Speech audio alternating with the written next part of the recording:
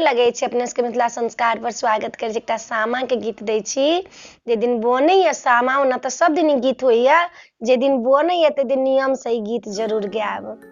गे माई सामा बनाबा थीना भौजो सुहाबे राची राची सामा बनाला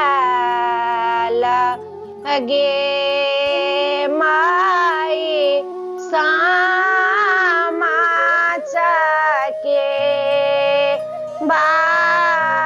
बृंदा बन सत भाई या बना लेली भौजो हमारा गे माई राची राची भौजो सामा बनावती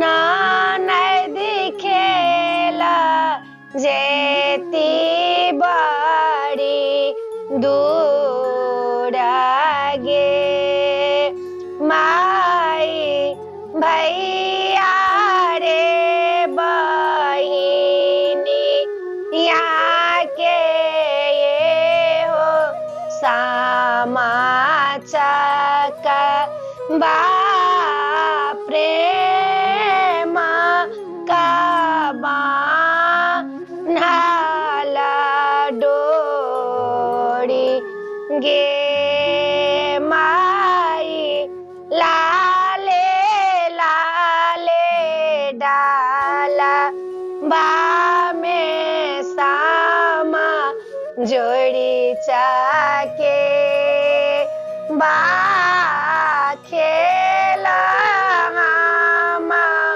जे बड़ी दूर गे माई।